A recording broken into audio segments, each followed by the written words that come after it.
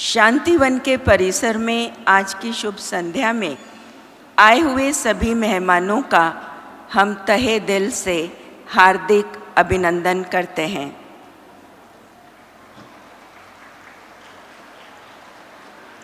हमें इस बात की बेहद खुशी है कि आप अपने इम्पॉर्टेंट टाइम में से थोड़ा समय निकालकर यहाँ पर पहुँचे हैं। मैं समझती हूँ कि जब आप यहाँ से वापस लौटेंगे तो आपको बहुत अधिक फ़ायदा होने वाला है।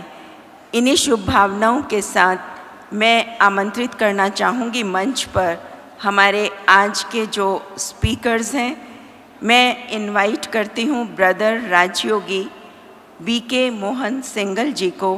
कृपया आप मंच पर आकर अपना स्थान ग्रहण करें और हम सभी करतल ध्वनि के द्वारा अपने मेहमानों का अभिनंदन करेंगे। सिस्टर बीके जैना, director Brahma Kumaris, Washington DC, you are also requested to be here on the stage. Shri Praveen K Mehta ji, DSN director general, armament and combat engineering systems DRDO, आपसे भी मेरा अनुरोध है कि अगर आप मेरी आवाज़ सुन रहे हैं और आप यहाँ पहुँच चुके हैं तो कृपया मंच पर अपना स्थान ग्रहण करें। ब्रदर अयापा मसागी जी, फाउंडर वाटर लिटरेसी फाउंडेशन, आपसे भी अनुरोध है कि कृपया मंच पर आएँ। राजयोगिनी बहन BK Pushpa ji, Brahma Kumaris, director zonal headquarter Delhi, आपसे भी अनुरोध है कि आप भी मंच पर अपना स्थान ग्रहण करें। Honourable Shri Virendra Kanwar ji, minister for rural development, Panchayati Raj, यदि आप भी यहाँ पहुँच चुके हैं तो सिस्टर्स से मेरा अनुरोध है कि आप उनको मंच पर लेकर के आएँ और आप सभी मेहमानों का तालियों की गड़गड़ाहट के साथ कृपया अभिनंदन करते रहें।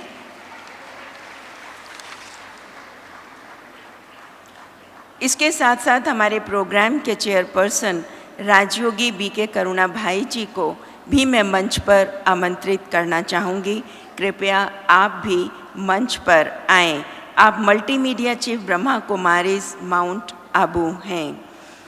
और साथ ही साथ वोट ऑफ थैंक्स के लिए मैं आमंत्रित करना चाहूँगी doctor brother Pandemani ji, director distance education program Shantivan. And I myself, Master of Ceremony, BK Sister Urmil, Senior Raj Yoga Teacher, Palam Vihar Gurgaon. एक बार पुनः हम आप सभी का अभिनंदन करते हैं। आप हमारे साथ हैं, यूं ही कार्यक्रम में आप हमारे साथ बने रहेंगे और इस कार्यक्रम को पूरा एंजॉय करेंगे। और अभी हम बढ़ते हैं आज के इवनिंग सेशन की ओर, जिसका विषय बहुत सुंदर है, Transforming Nuclear World Through New and Clear Consciousness. And I think all of you will agree with me at this point कि कहीं ना कहीं हमें अपने कॉन्शियसनेस में एक चेंज लाने की, ट्रांसफॉर्मेशन लाने की ज़रूरत है। We need a shift from role to soul. अगर हम इस शिफ्ट को अपने जीवन में ले आते हैं by changing our attitude towards situations and circumstances, then we can become a better person and the whole world can become a better. इन्हीं शब्दों के साथ मैं अभी आमंत्रित करना चाहूँगी आज के कार्यक्रम में अपने बच्चों को जो विले पार्ले से आए हैं एक बहुत सुंदर वेलकम डांस प्रस्तुत करने के लिए। स्वागतम, शुभ स्वागतम। ये हमारे छोटे बच्चे अक्षिता, तृणाली, मलिका, रुजुटा, शिव तेजा हमारे बीच में हैं और हम इनका हार्दिक अभिनंदन करते हैं तालियों की गड़गड़ाहट के साथ। आप ये देख रहे हैं, ये ब्रह्मा कुमारीज ईश्वरीय विश्वविद्यालय के ही बच्चे हैं जो ज्ञान और योग की शिक्षा यहाँ से ग्रहण करते हैं।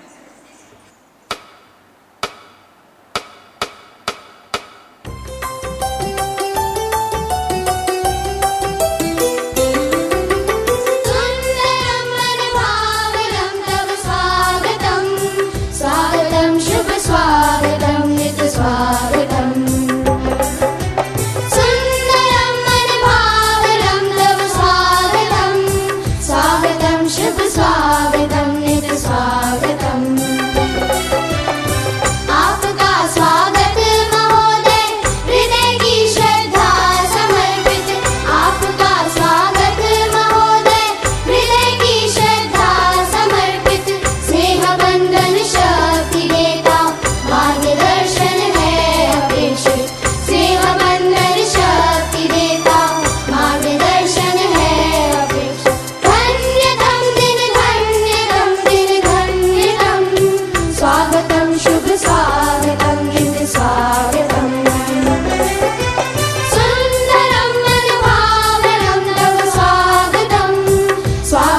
शुभ स्वागतम नित्य स्वागतम। हम सदा कर्तव्य पथ पर चल सके विश्वास भर दो। हम सदा कर्तव्य पथ पर चल सके विश्वास भर दो। सत्य सेवा त्याग निष्ठा सद्गुणों का रत्न चढ़ दो। सत्य सेवा त्याग निष्ठा सद्गुणों का रत्न चढ़ दो। हर्षितम तव आगमनेन हर्षितम स्वागतम शुभ स्वागतम नित्य स्वागतम। सुंदरम मनभावनम तव स्वागतम स्वागतम शुभ स्वागतम नित्य स्वागतम। स्वागतम स्वागतम स्वागतम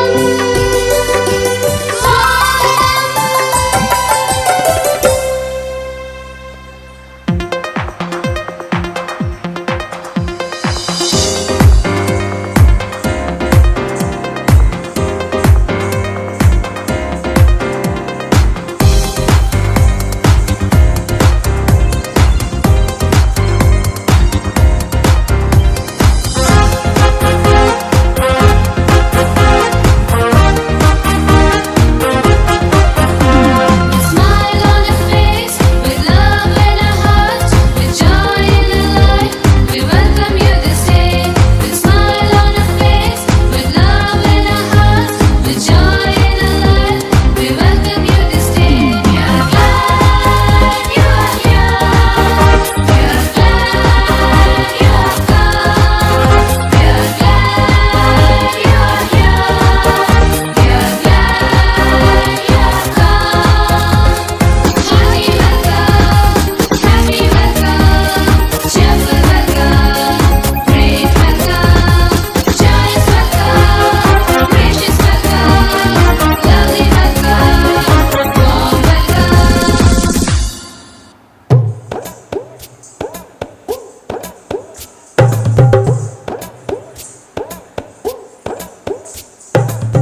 Goodness unlimited, our praises beauty uncharted, joy unbounded, blessings freely granted, fun and fulfillment, living in the moment. You and I meet each other, caring for one another. Hey, look around, hear the sound playing for you.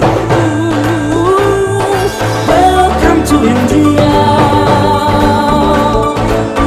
Welcome to India. Welcome to India, is where it all started. Welcome to India, the trip you always wanted.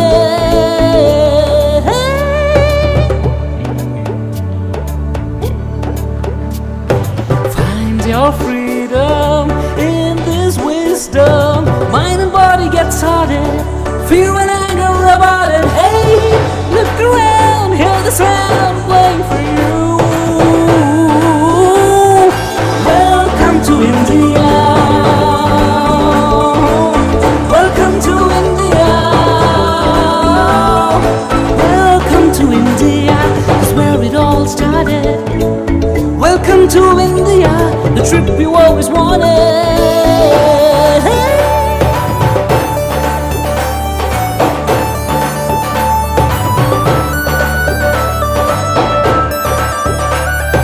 Welcome to India. Welcome to India.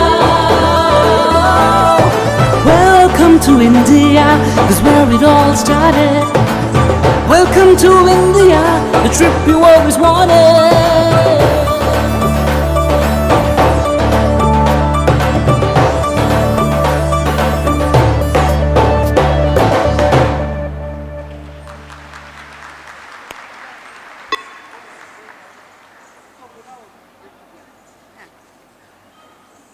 बहुत सुंदर प्रस्तुति। बच्चों के लिए एक बार जोरदार ताली। Please बच्चे आप मंच पर ही रहेंगे। प्लीज़ मंच पर आइए, आपके लिए बहुत सुंदर गिफ्ट्स हैं।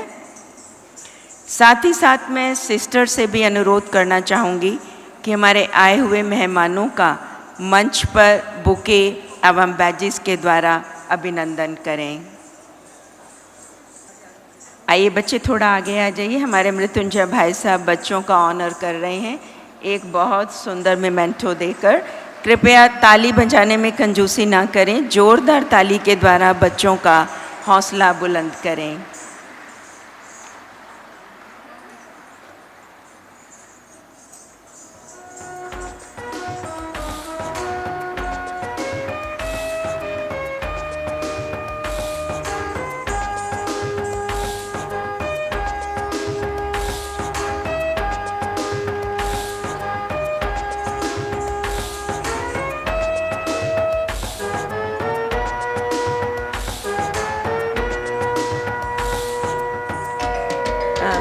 Thank you very much Mrityunjay भाई जी। और अभी मैं सिस्टर से पुनः अनुरोध करती हूँ कि हमारे आए हुए मंच पर मेहमानों का अभिनंदन करें। हमारे बीच में हमारे आज के माननीय मुख्य अतिथि भी पहुँच चुके हैं। हम एक बार करतल ध्वनि के द्वारा भी आपका हार्दिक अभिनंदन करते हैं। आदरणीय brother Shri Praveen K Mehta ji, DSN director general armament and combat engineering systems, ACE, DRDO, ministry of defence, government of India.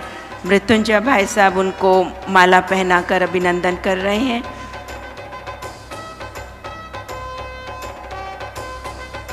एक बहुत सुंदर सेरामनी है। भगवान के घर में हम आए हैं। भगवान अपने बच्चों का दिल खोलकर हार्दिक अभिनंदन करता है। ये ऐसी मूवमेंट्स हैं जो हमें शायद ही कहीं देखने को मिलती हैं। जोरदार ताली के द्वारा और साथ साथ इस मूवमेंट को एंजॉय करते हुए कृपया इस नज़र से इस सीन को नहलाते रहें। आदरणीय करुणा भाई जी को हमारी बहनें बैच पहना रही हैं। पुष्पा बहन जी को भी भाई साहब ने माला पहनाई है। सिस्टर सुप्रिया वेलकमिंग सिस्टर जैना विद शॉल।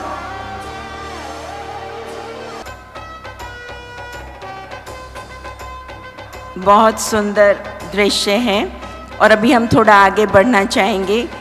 फूलों के द्वारा भी स्वागत हुआ, बैजेस के द्वारा भी स्वागत हुआ। यदि मैं समझती हूँ शब्दों के द्वारा भी स्वागत हो जाए तो सोने पर सुहागा हो जाता है। उसके लिए मैं आमंत्रित करना चाहूँगी राजयोगी ब्रदर BK मोहन सिंगल जी को। मैं उनके विषय में थोड़ा सा आपको बताना चाहूँगी। ब्रदर मोहन सिंगल जी हमारे हेडक्वार्टर ज्ञान सरोवर में ही आप रहते हैं। आपने M.Tech किया है और M.Tech की डिग्री लेने के बाद आप काफ़ी समय तक ONGC में कार्य करते रहे। उसके बाद आपके अंदर में एक ये भावना पैदा हुई कि मैं अपने जीवन को ईश्वरीय सेवा में डेडिकेट करूं और आपने अपने जीवन को ईश्वरीय सर्विसेज में समाज की सेवा के लिए समर्पित किया। एंड एट प्रेजेंट हमारी जो साइंटिस्ट एंड इंजीनियर्स के विंग है, आप उसके चेयरपर्सन हैं। साथ साथ आप संस्था के मैनेजिंग कमेटी के सदस्य भी हैं। आप ज्ञान सरोवर परिसर जब आप ऊपर जाएंगे तो माउंट आबू में एक बहुत सुंदर कॉम्प्लेक्स है, आप उस एकेडमी के भी कोऑर्डिनेटर हैं। मुझे बताते हुए हर्ष होता है कि आपने 22 पर्यावरण जागृति तथा आपदा प्रबंधन क्राइसिस मैनेजमेंट कैंपेन्स का भी आयोजन किया है। केवल इतना ही नहीं, अपनी इन सराहनीय कार्यों के फलीभूत आपको HRD मिनिस्ट्री ने पर्यावरण श्री के अवार्ड से भी सम्मानित किया है। ह्यूमन रिसोर्स डेवलपमेंट तथा स्पिरिचुअल डेवलपमेंट के क्षेत्र में आपको international association of educators for world peace के द्वारा भी नवाजा गया है। केवल इतना ही नहीं, राजस्थान स्टेट के द्वारा भी राज्यपाल जी ने आपको ग्रीन आइडोल के अवार्ड से सम्मानित किया है। तो मैं समझती हूँ कि इससे बढ़िया और कौन गेस्ट हो सकते हैं BK की तरफ से होस्ट के रूप में हमें वेलकम करने के लिए। मैं आपको मंच पर आमंत्रित करती हूँ।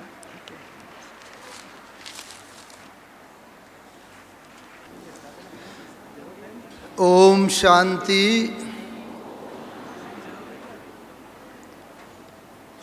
Distinguished guests on the dais and my dear divine brothers and sisters, I consider it my proud privilege to welcome all of you, especially to the guests who are there sitting on the dais.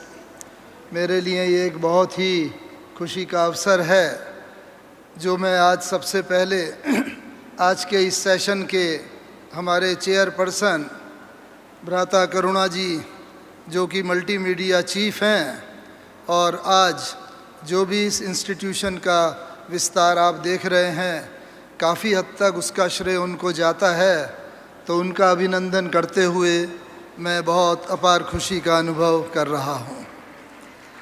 हमारे आज के जो अन्य अतिथिगण हैं, विशेष करके हमारे chief guest Shri Virendra Kanwar ji, minister for rural development and Panchayati Raj, government of Himachal Pradesh, Shimla से जो पधारे हुए हैं, आपका भी मैं बहुत हार्दिक अभिनंदन करता हूं।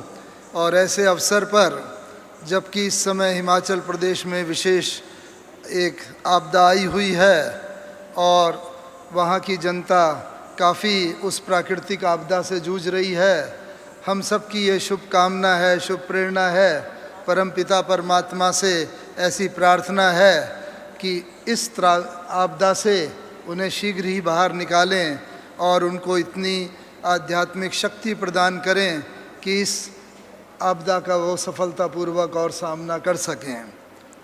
हमारे अन्य मुख्य अतिथि भ्राता Shri Sudhir Mungantiwar ji, minister for finance, planning and forest, government of Maharashtra, Bombay, वह भी शायद आ गए हैं और अभी शीघ्र ही यहाँ पधारेंगे।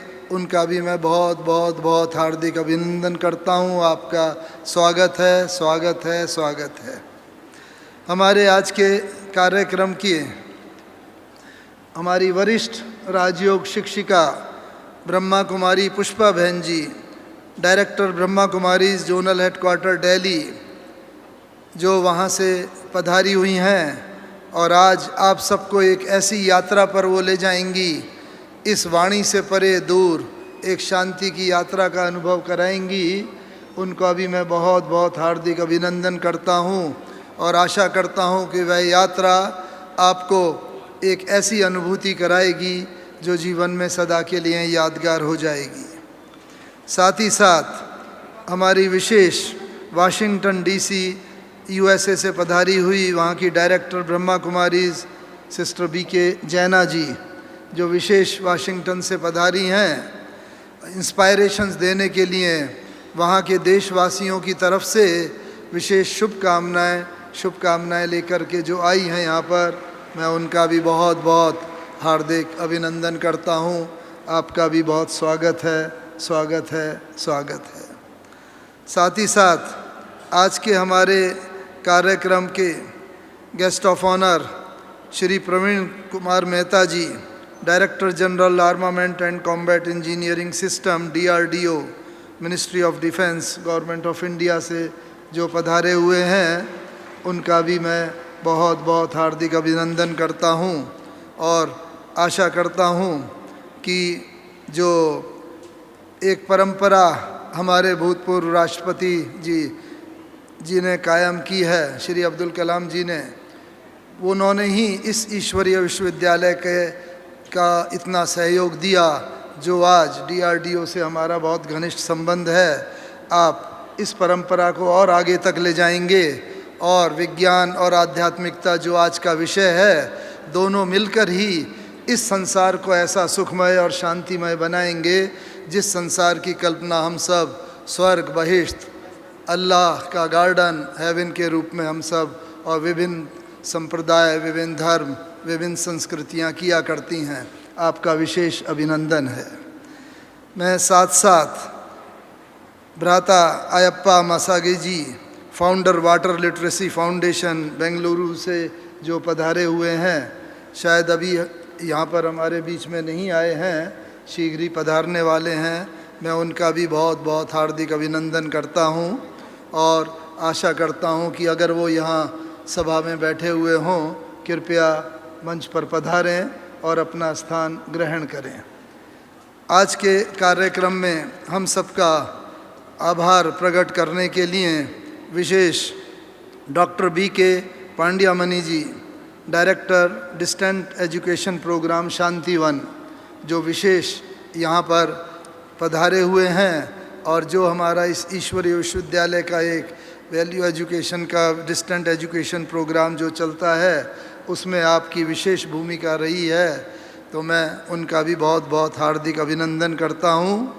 और साथ ही साथ अंत में मैं आज के कार्यक्रम की जो मास्टर ऑफ सेरेमनी हैं उर्मिला बहन जी, सीनियर राजयोगा टीचर, पालम विहार गुड़गांव से जो पधारी हुई हैं और जो विशेष निमित्त बनी है यहाँ जो आर्ट कंपटीशन हुआ और जिसमें भी जिन्होंने भी उसमें प्राइज़ विन किया है आर्टिस्ट ने इस नेशनल पेंटिंग कॉन्टेस्ट कम वर्कशॉप में, तो उस कार्यक्रम का भी संचालन करने में आपकी बहुत बहुत महत्वपूर्ण भूमिका रही है।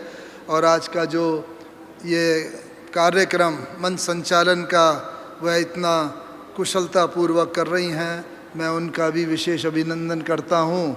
और सबसे अंत में नहीं बल्कि सबसे मुख्य रूप से आप सबका विशेष अभिनंदन है जो आप सब भिन्न भिन्न स्थानों से पधारे हुए हैं यहाँ पर विशिष्ट भाषण सुनने के लिए, अपना सहयोग देने के लिए और इस कार्यक्रम की शोभा बढ़ाने के लिए आप सबका बहुत बहुत बहुत बहुत हार्दिक अभिनंदन है, अभिनंदन है, अभिनंदन है। धन्यवाद। ओम शांति। सभी का अभिनंदन करने के लिए मैं आपका भी अभिनंदन करती हूँ मंच पर। कृपया एक बार जोरदार ताली के द्वारा आप ब्रदर मोहन सिंगल जी का भी अभिनंदन करें। And now I would like to invite a very dynamic sister, Sister Jaina. You are the director of Brahma Kumaris Meditation Museums in Washington, D.C. and host for America Meditating Radio.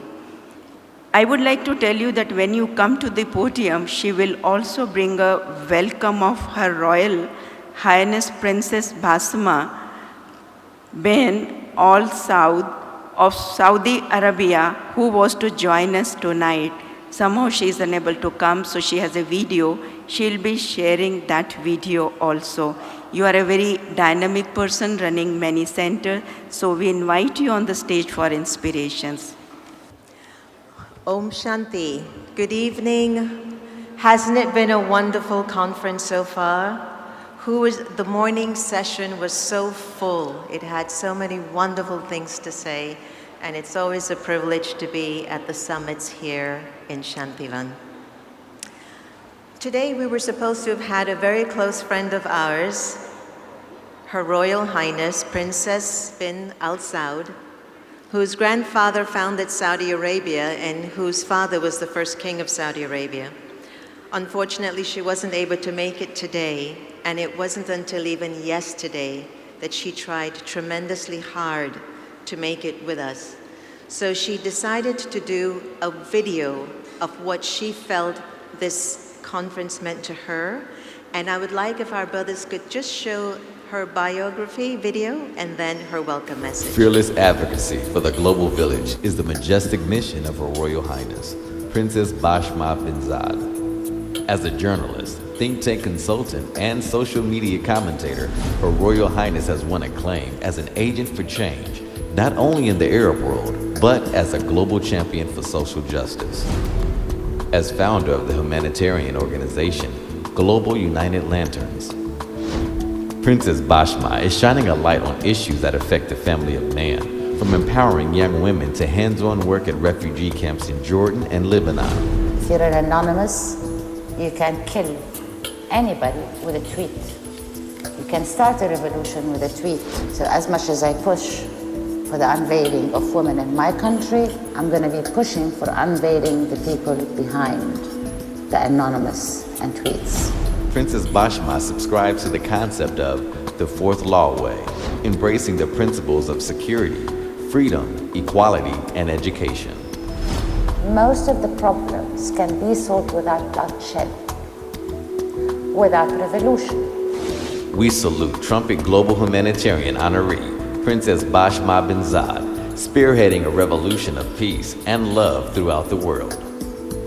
Really asking about the fourth law, and that gives me big hope that the first people who are going to be implementing this without bloodshed is my country. Thank you. That was her biography, so you can get a very clear view of the work and the passion of Her Royal Highness. I would like to share with you now her message to the summit. Good evening, ladies and gentlemen. Om Shanti, and peace be upon all of those who came tonight to unite.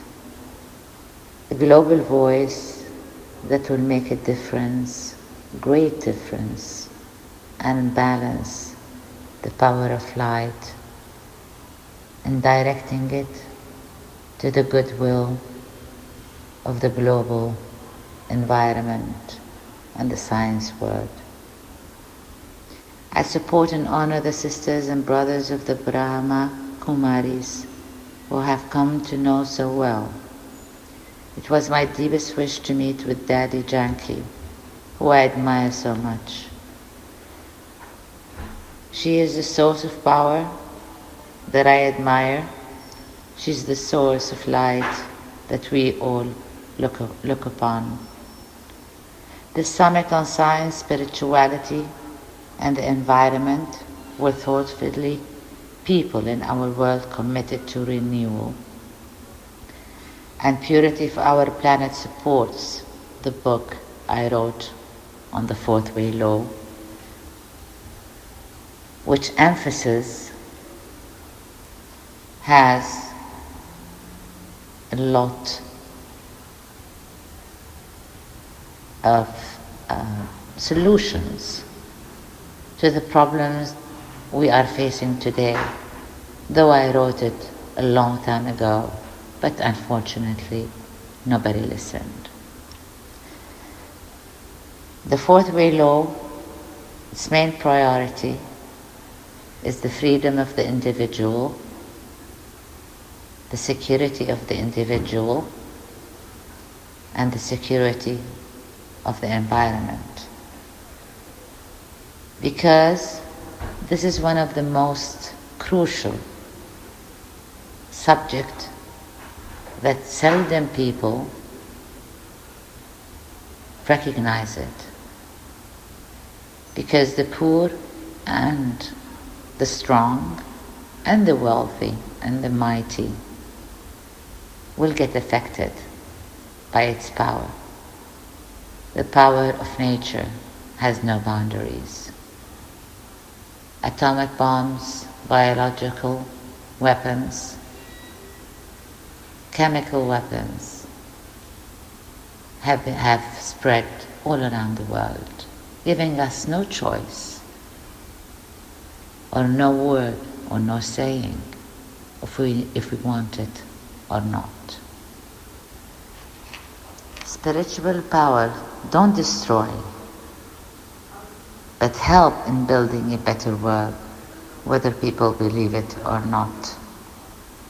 Contradictory to nuclear power that destroys and meant to destroy everything in its way. I regret today not being with you due to some very special circumstances, a family one that detained me from attending this beautiful summit that has no equal right now in the world we know, as everybody is trying to gather more strength, more power to support nuclear and other weapons that eventually will be out of hand, and the only solution we have is to stick together. I convey this message to all of you. I send a message of light, of togetherness, a unity that might be one day the greater power that will have the last say. If we can move mountains just by meditating, it means we can move people that will benefit all our countries, not one. God bless you all. And today, wa rahmatullahi wa barakatuh. That's in our language. Peace be upon all of you, and the grace of God may surround you.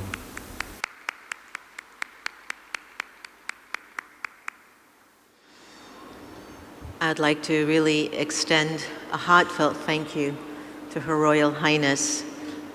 Her message was very important on this specific topic of transforming the nuclear world through new and clear consciousness. You know, I'm from Washington, D.C. That's where I'm doing service for the last 20 years, and I have to tell you this. The conversation that comes up again and again around the globe is a mushroom cloud. Everyone comes and tells me, Sister Jenna, don't you feel the mushroom cloud?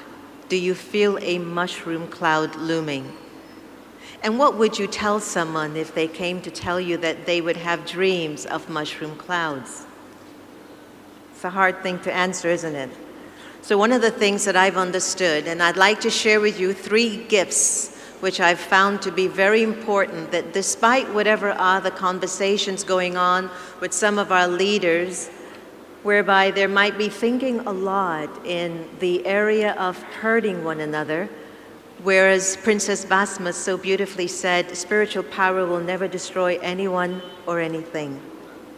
And I'd like us to look at the spiritual dimension of 3 C's, and I hope you'll always remember these 3 C's, and I will leave you with a 4th one. The first C is, please check for yourself inside that you are no longer complaining about any single person or situation. No more complaining. The 3rd thing is to check that you are no longer capable of criticizing anyone. And the 4th C is a very important C. When we complain, when we criticize, and when we try to, when we compete with one another for the wrong reasons, it creates so much chaos. And I deeply believe that if we stop doing the 3 C's, competing, complaining, and criticizing, and we do it consistently, there's something that will develop in the soul. There'll be a quality in you that will just form itself in an expression that will definitely change the thinking of individuals. We're at a very beautiful time in history, and it's our time to be awake, to stay awake, to have good wishes for one another, and to stop putting one another down. I will leave you with this last idea and last feeling. In America, we talk a lot about not dimming our light. There's a saying that goes around over and over again. Do not dim your light for somebody else to feel that they should be bright. In other words, consistently keep yourself pure, peaceful, positive, curious, courageous, loving, and powerful. Those are some of the virtues and the qualities that I've seen in the deities of India. I've seen the qualities and the virtues reek in the eyes of the idols, and I believe that we all have this wonderful opportunity to be absolutely beautiful souls, generating a cool, a clean, and a clear consciousness, so there'll be no more discussions about nuclear power. Thank you so much, everyone, and have a wonderful evening.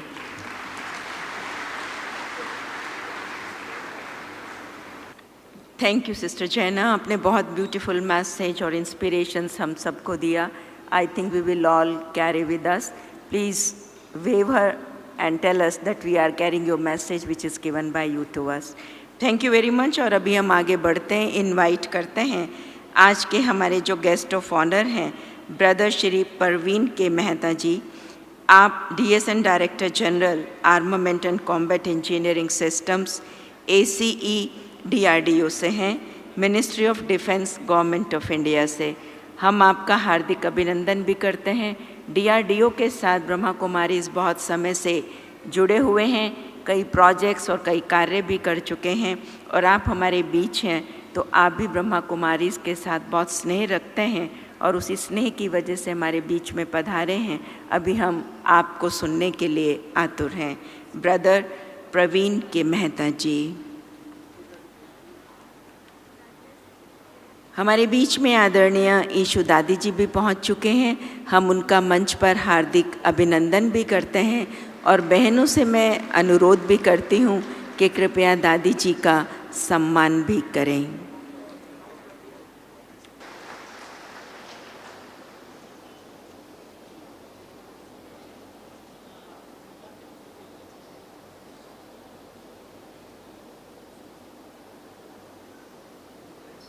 A very good evening to all of you.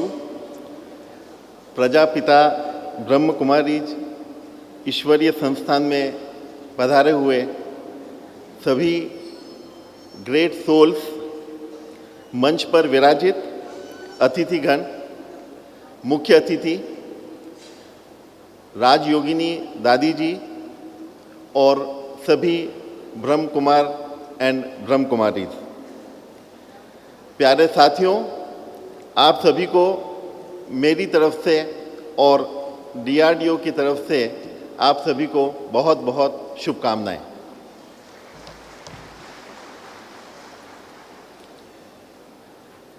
अभी जैसा कि यहाँ पर मेरा परिचय कराया गया, राजयोगी Shri Mohan single जी से, ब्रह्म कुमारीज और DRDO का साथ काफ़ी पुराना है और हमारे जो SA2RM साइंटिफिक एडवाइज़र टू रक्षा मंत्री माननीय भूतपूर्व राष्ट्रपति डॉक्टर APJ कलाम, उनका भी यहाँ से, इस संस्थान से, और उनके अलावा और भी काफ़ी अधिकारी गणों का इस संस्थान से काफ़ी टाइम से संबंध रहा है और उनका यहाँ से कुछ ग्रहण करना, कुछ जो अपने फील्ड में जो कार्य किया है उसके बारे में यहाँ आकर उसकी चर्चा करना और उसको किस प्रकार से हम इस अलग वर्ड से जोड़ सकते हैं, उसके बारे में उनका जो यहाँ पर जो चर्चा का विषय रहा है, यहाँ जो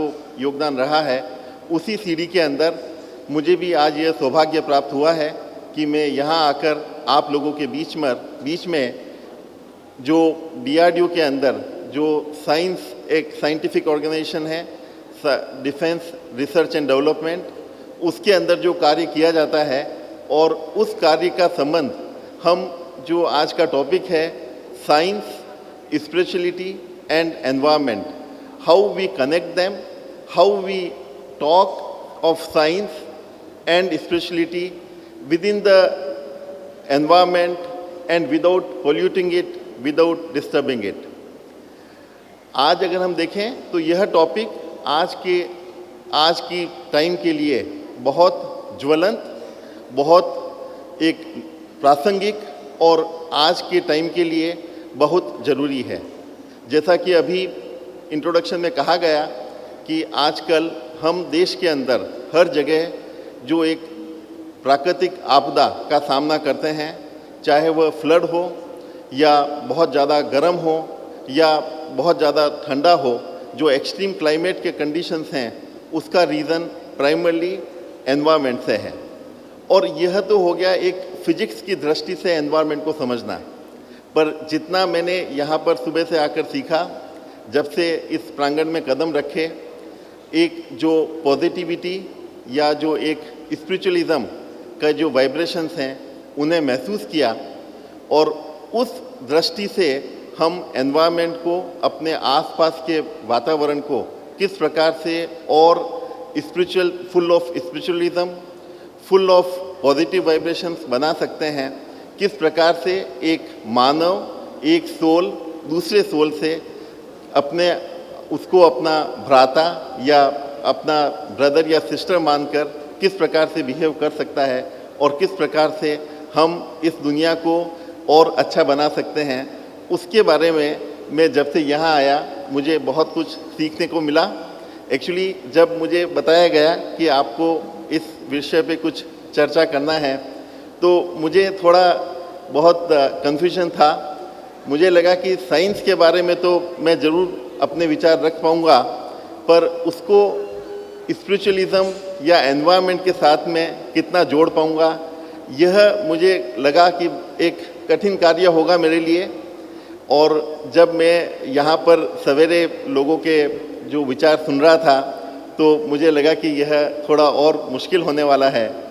पर जब जो ब्रह्म कुमार, श्री अरुण कुमार जी और बाकी लोगों के साथ मैं जब यहाँ पर इस प्रांगण में घूम रहा था, यहाँ की गतिविधियों के बारे में मुझे बताया गया और जब मैंने देखा कि हर फील्ड के अंदर, हर प्रकार से किस प्रकार से यह संस्थान उन फील्ड के अंदर जुड़ा हुआ है, उन्हें अलग अलग तरीक़ों से उसे आगे ले जा रहा है और हर एक फील्ड के अंदर इनका कंट्रीब्यूशन, इनका एक जनरल मासेस के प्रति उत्तरदायित्व, उन्हें किस प्रकार से और अच्छा बनाना है, उसके बारे में जो मैंने कार्य देखा। और फिर जितनी महान हस्ती थे, चाहे वो भूतपूर्व राष्ट्रपति हों, प्रधानमंत्री हों या और भी किसी फील्ड में जो जाने मानी हस्ती थे, उन सभी के विचार पढ़े, देखे, तो मुझे लगा कि इतना सब कुछ यहाँ पर हो चुका है और उस इतना जो क्राउड है या जो इतने लोग हैं, इतने जो पवित्र आत्माएं हैं, सोल हैं, उन सभी के सामने और जो इस संस्थान के जो लोग हैं उन सब के सामने इस विषय पर बात करना शायद छोटे मुंह बड़ी बात होगी और यह एक मुश्किल कार्य होगा। पर जब मेरी नज़र डॉक्टर कलाम के एक पोस्टर पर पड़ी और मैंने उसके नीचे जो उनका जो मैसेज था वह पढ़ा, जिसके अंदर कि आज के ज़माने में एनवायरनमेंट के प्रति सजगता, हम किस प्रकार से अगर पेड़ लगाएं तो किस प्रकार से इस धरती को और अच्छा बना सकते हैं, उसके बारे में लिखा था कि अगर आप एक पेड़ लगाते हैं तो कितना कार्बन डाइऑक्साइड और कितना ऑक्सीजन का क्या लेखा जोखा वो एनवायरनमेंट को देता है, उससे कितने फ़ायदे होते हैं, उसका मैसेज उन्होंने एनवायरनमेंट के लिए यहाँ पर दिया था। उस पोस्टर को देखा, वह देखकर मुझे लगा कि डॉक्टर कलाम जिनके साथ कार्य करने का मुझे एक बड़ा अच्छा सौभाग्य प्राप्त हुआ। काफ़ी टाइम तक मैं सीधे उनके अधीनस्थ काम कर पाया, काफ़ी चीज़ें उनसे सीखी और वही आज भी मेरा एक प्रेरणा स्रोत बने कि शायद मैं कुछ इंसिडेंट्स याद करके इस विषय के ऊपर अपने विचारों को रख सकूं आपके सामने और शायद वह जो मैसेज जो हमें उनसे मिला साथ काम करके, वह आपके बीच में रखने का प्रयास करता हूं।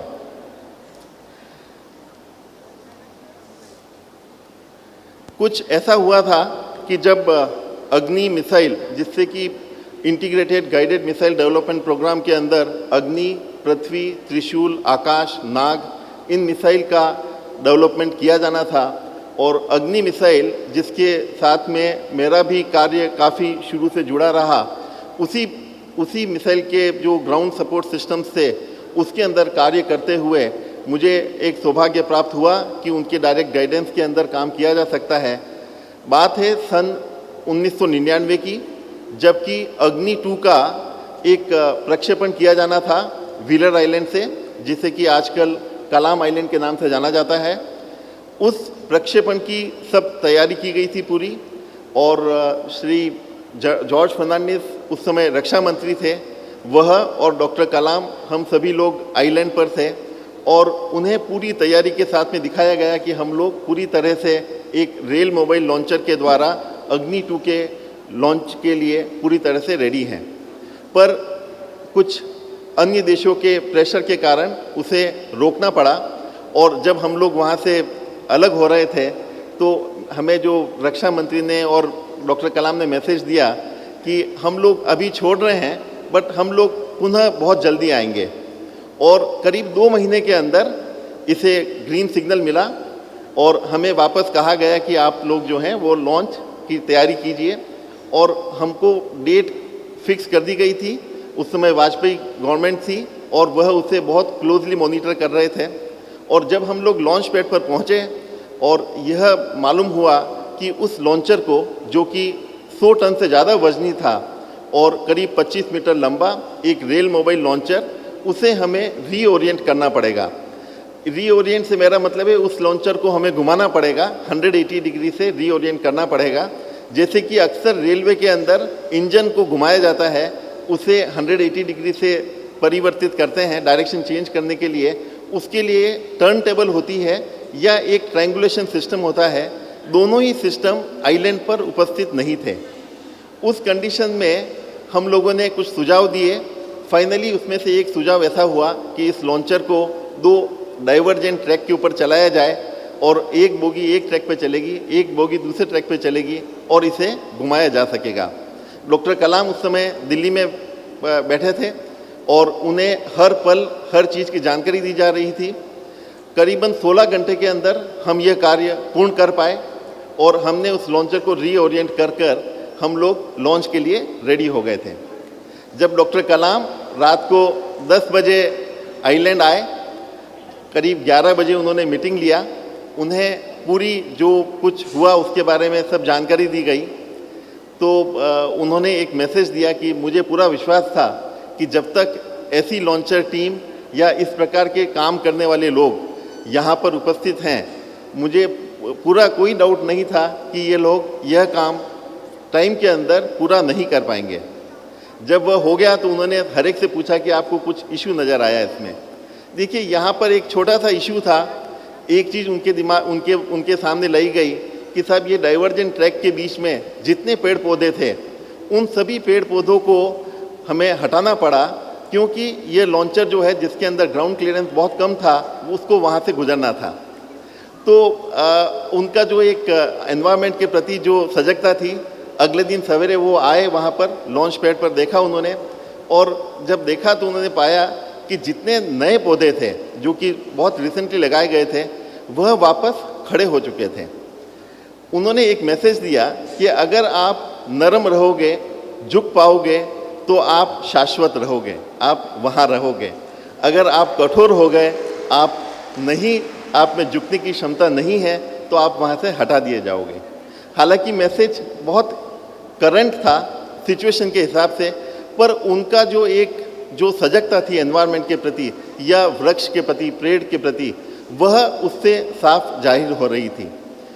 डॉक्टर कलाम को शायद हम सभी जानते हैं, एक ऐसा मिश्रण था कि जो एक मिसाइल साइंटिस्ट थे, पर सेम टाइम उनका जो स्पिरिचुअल पावर था या जो ऑरा था वह इतना प्रगाढ़ था, इतना अच्छा था, इतना बड़ा था कि उनके संपर्क में जो भी लोग आते थे वह अपना मैक्सिमम जो कुछ कंट्रीब्यूट कर सकते हैं या जो उनकी कैपेबिलिटी है उससे आगे जाकर कंट्रीब्यूशन करने की पूरी तरह से कोशिश करते थे। और मेरे हिसाब से डॉक्टर कलाम चाहे बहुत ज़्यादा किसी भी सब्जेक्ट में बहुत ज़्यादा उनके अंदर उसकी दक्षता बहुत ज़्यादा नहीं रही होगी, पर उनकी जो सबसे बड़ी क्वालिटी थी वह यह थी कि जिस टीम में, जिन लोगों के बीच में वह जाकर खड़े होते थे, उस काम को करने के लिए हर लोगों के अंदर इतनी उत्सुकता या इतना जागरूकता आ जाती थी कि हर आदमी अपना अच्छे से अच्छा काम करके दिखाता था। और वही कारण था कि उनके बहुत ज़्यादा सब्जेक्ट्स, बहुत ज़्यादा प्रोजेक्ट्स सक्सेसफुल रहे। यह एक महान शख्सियत थी।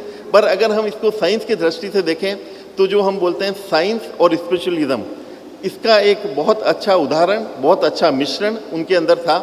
और यही चीज़ हम अगर कोई काम करने की कोशिश करें और उसके अंदर अगर अपनी प्रार्थनाएं, अपनी प्रेयर्स उसके साथ में जुड़ जाएं, तो वह कार्य और अच्छे तरीके से होता है और अच्छी तरीके से पूर्ण किया जा सकता है। यह बात हुई डॉक्टर कलाम के साथ जब लॉन्चर के बारे में।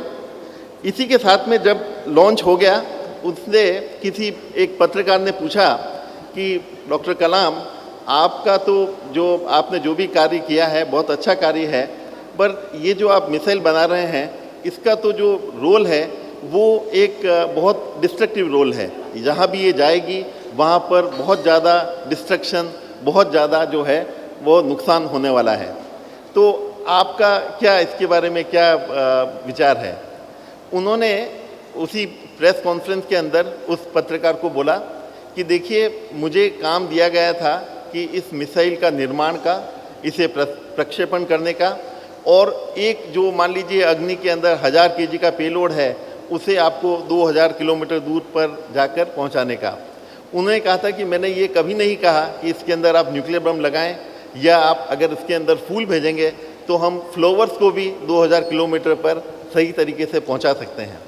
यह एक मानसिकता थी उस आदमी की जिसने यह सोचा कि भारत या कोई भी देश तभी उसका रेस्पेक्ट होगा जब उसके अंदर स्ट्रेंथ होगी। यह स्ट्रेटेजिक सिस्टम जिसके अंदर कि आप अपनी क्षमता रखते हैं, आप उसे यूज़ नहीं करें, पर वो क्षमता होना ही और किसी भी कंट्री को डिटरेंट करता है कि वह उस चीज़ को यूज़ नहीं करे। और जब ऐसा होता है तो आप एक न्यूक्लियर एनवायरनमेंट के अंदर एक बैलेंस मानकर, बैलेंस वातावरण बनाकर, बैलेंस एटमॉस्फेयर क्रिएट कर कर आप को एग्जिस्ट कर सकते हैं।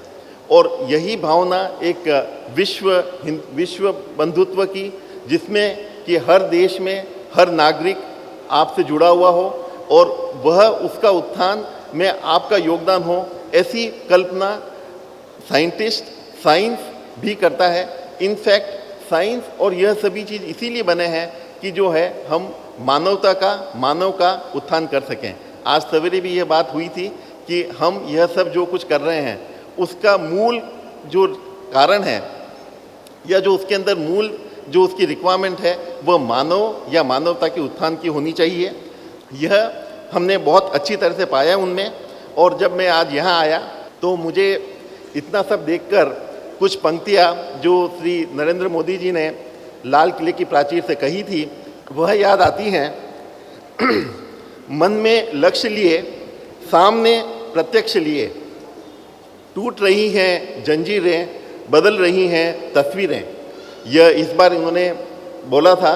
और अगर हम यहाँ पाएँ तो इस संस्थान से जुड़े हुए सभी लोगों का जो काम है, जिस प्रकार से वह अपना काम का निष्पादन कर रहे हैं अलग अलग गतिविधियों में, मुझे कोई डाउट नहीं है कि जो एक सतयुग की कल्पना की है कि पुनः आदमी की आत्मा का उत्थान हो, वह पुनः यह जो धरती जो है वो सतयुग में प्रवेश करे और स्वर्ग सा माहौल हो, उसके प्रति जो कार्य यहाँ इस संस्था द्वारा किया जा रहा है बहुत प्रशंसनीय है।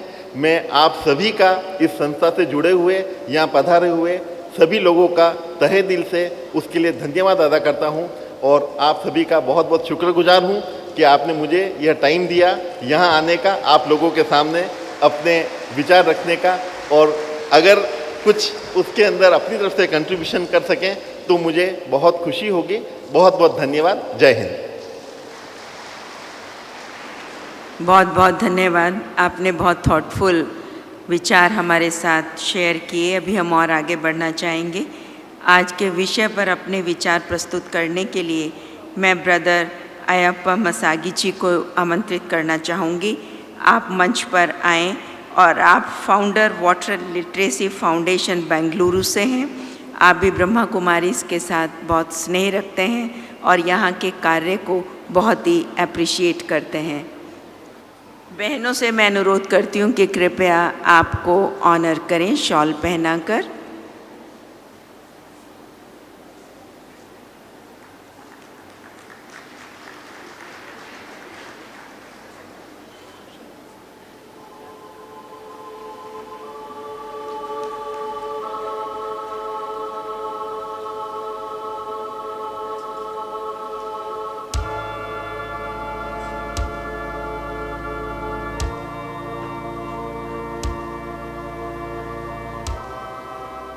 Ayyappa Masagi is known as Water Warrior for India.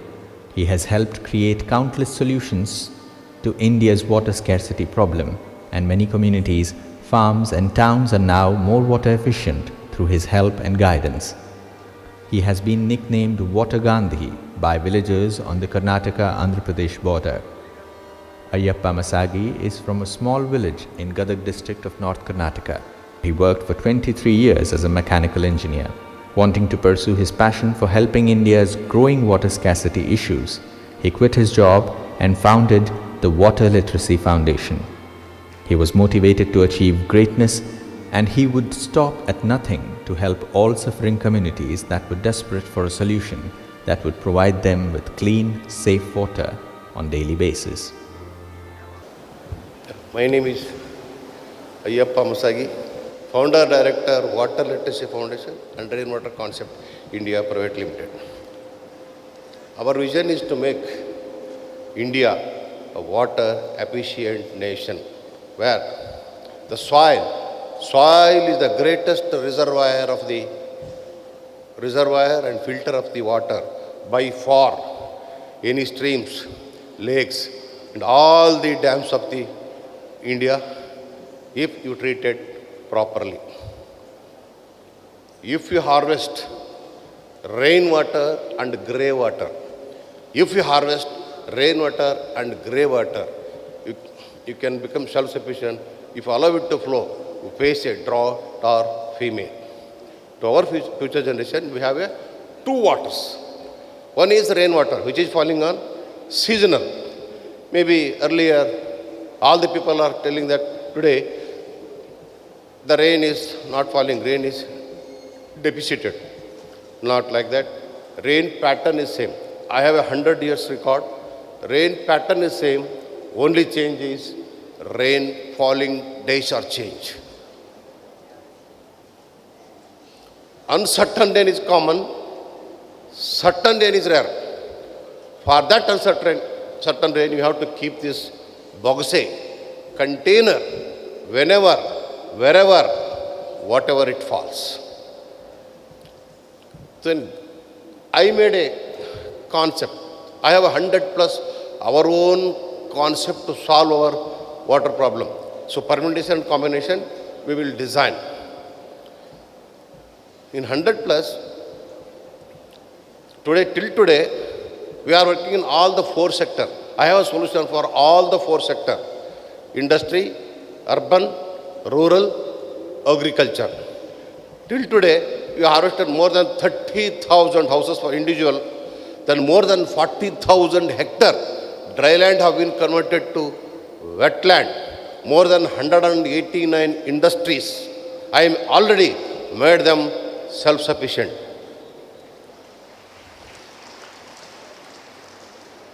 Once you go with my solution, with my concept, if you are face any water problem, we are the responsible. That is my defeat. With the challenge, today I am working with the challenge. If you are spent this much money with this much time, you will get this much water. Okay, but in India, every year, we are getting 150 to 10,000 millimeter of the rain. 150 to 10,000 millimeter average rain happening in this country.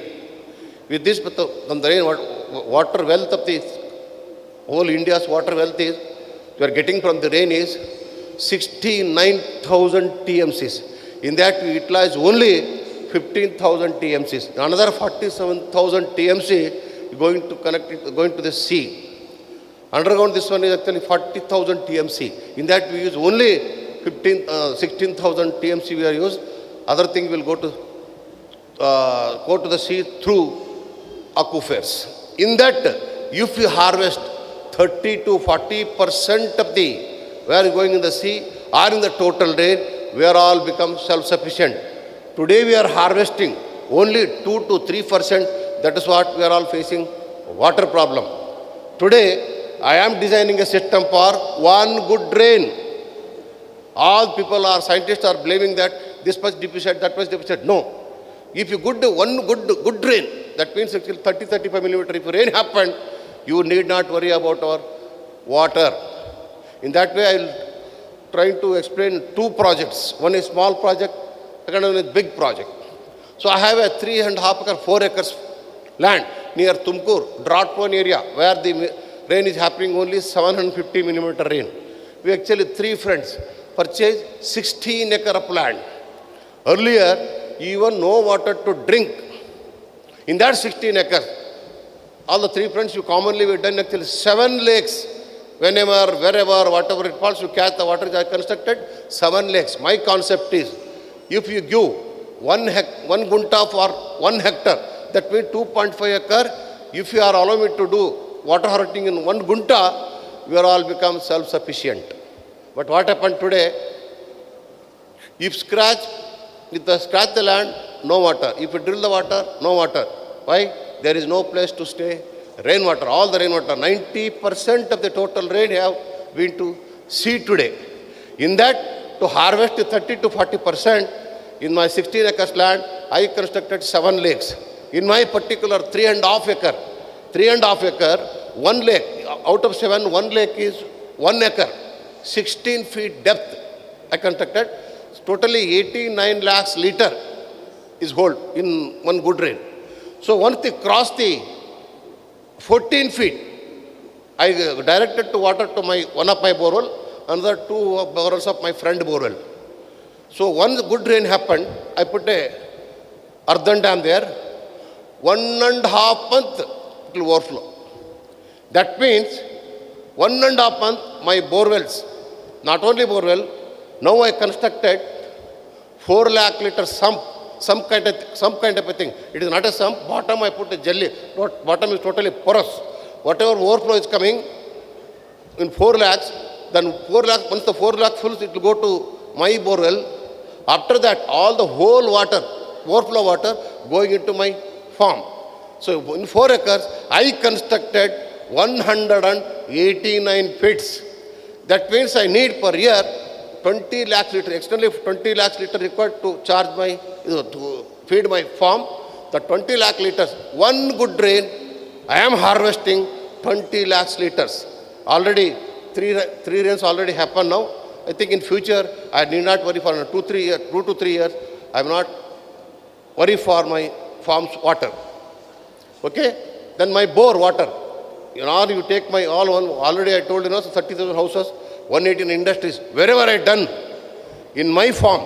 Today, the water, I have only 350 feet borewell, 2 borewells, you can take water by hand. Then where is the problem? The problem is community. Rain is not a problem, water is not a problem, only problem is attitude. Attitude is the only main constraint to solve our water problem. To change the attitude, till today program is more than 9,000 programs, water literacy programs across India. In 13 states, already conduct more than 9,000 programs. So water literacy is the main powerful tool to eradicate our water poverty. So in that, I will start this one, I'll tell my one quotation in Kannada, in my own language. ಸಂಗ್ರಹಿಸಿದರೆ ಮಳೆ ನೀರು ಹರಿಸಬೇಕಿರಲಿಲ್ಲ tanker ಮುಖಾಂತರ ನೀರು ಒತ್ತು ತರಬೇಕಿಲ್ಲ ಹರ್ದಾರಿಯಿಂದ ನೀರು ಒತ್ತಬೇಕಿಲ್ಲ hand pump bore ಕೊನೆಗೆ ನೀವು ಕಟ್ಟಬೇಕಿಲ್ಲ ನೀರು current bill. That means if you harvest rainwater and grey water, you can celebrate festival every day. If you allow it to flow, you can face a drought or famine. I think you are all heard about the Kolar district. Kolar district actually more exploited area. All the people are telling that no water. In that area, already more than even DRDO, more than 70 projects I implemented in Kolar district. Here I would like to tell one success story. The one Mr. Muninagappa, he is having a 21 acres of land. To save that farm, he put 17 borewells. In 2014, no water. Then he consulted me. I told him, okay, Appa, I am going to make some survey charges to my opinion and my time and my travel. Okay, sir, he told me, okay, then I went to survey his 16 acres farm. Then I found that even there is no water to drink. After survey, I told him to Munnagappa and his sons, 3 sons, if you spend 6 lakhs rupees, 1 lakh my professional charges, if you spend totally 7 lakhs, I will eradicate your total water poverty, he told. All the sons and daughters are convinced, but 89 years old youth, Munninagappa is not convinced. Swami, sorry, you collect your fees, please go back. I don't want your water. I already decided to sell this land and stay in Bangalore. Then I collected my fees and come back. Then again, what happened? No, his son made a smart thing. I wrote a book, 7 books in Kannada and English. English is Bhagiratha, War on Water Crisis, converting dry land to wetland. One more book is Nala, Jala, Jana, Land, Water, People. It's a 120 pages book he given to Munninagappa, his son. Then night, no, he actually read 3 times that book. Morning he called me, sir, sorry, I thought differently. Please come back to my farm. Then again I went. Then he told, sir, today work should start. Then I asked money. You don't worry money, you start the work. Then I put my people, 41 days, I completed the project. 60 meter by 40 meter by 4 meter depth, 1 lake I constructed. My concept is 1 hectare, 1 gunta, I already told. So 60 meter by 40 meter by 4 meter depth, 1 lake I constructed to catch 300 acres of forest land and even agriculture land. Then there nearby used water, grey water passing to somewhere else.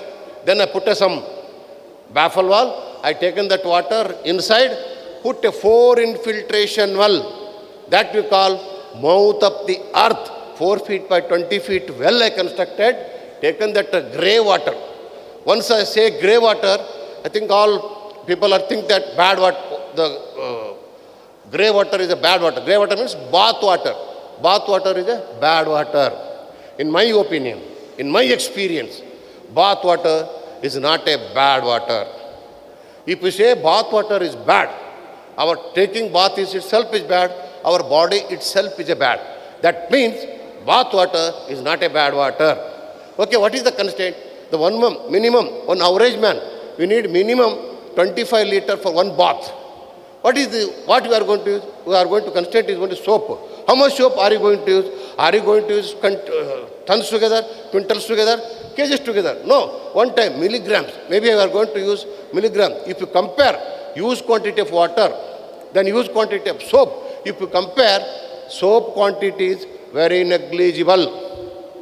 Then second answer, are you agree? Then second answer, soap is nothing but a phosphate. This phosphate is absorbed by our neighboring plants, then used as a manure. Then again one more question, madam will ask, how you say trees will absorb that contaminated? I would like to tell you a real example.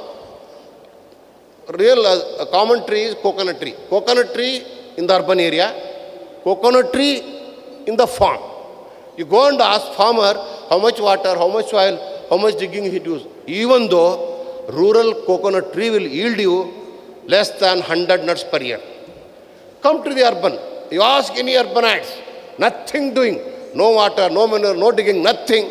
This urban coconut tree will yield you more than 400 nuts. What is the reason behind? What is the reason? The reason behind is, in urban area, we are all, our bath water throwing into the drainage. All bath water. Here actually rich phosphate is there in the urban area. There actually phosphate crisis. That's why that tree will yield you less. This tree will give you more. Here my consent. You don't worry about your soap. The soap is taken care by our neighboring plants. Third answer. I told you, Mother Earth is a world largest reservoir. World reservoir and filter it and sending into our wells or bore wells. So based on this concept, 4 infiltration well I constructed in Munninagappa's farm. Within 2 days, 15 years back, dried bore well, within 4 days, it started yielding more than 2 inches of water. Then good rain also happened. This success story, I think Eenadu, so many times already telecasted in the news for public. So here I told you, no, rain is not a problem. What is the problem? Go anytime, all the whole 12 months, his lake is having full of water. He is happily harvesting 21 acres of land. Not only his land, today in and around, yes. Today, in and around 10 farmers borewell fully charged. Then where is the problem? Then come to 84 acres, big land, 84 acres, Anantapur district, 350 millimeter rain area. There I developed a 84 acres.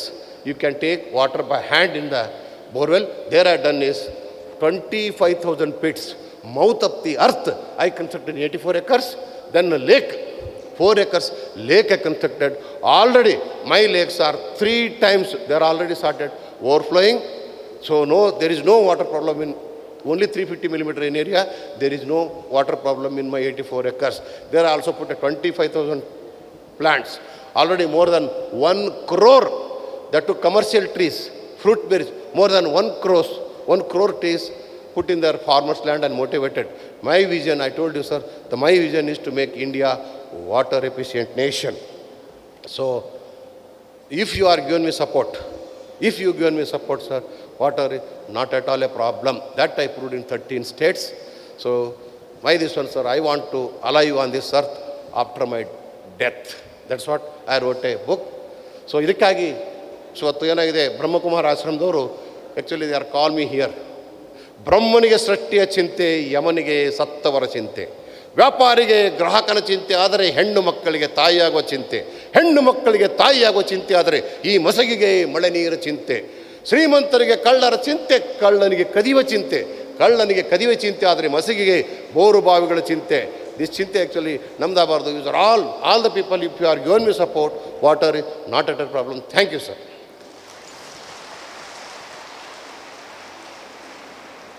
बहुत बहुत धन्यवाद brother for sharing your heartfelt feelings.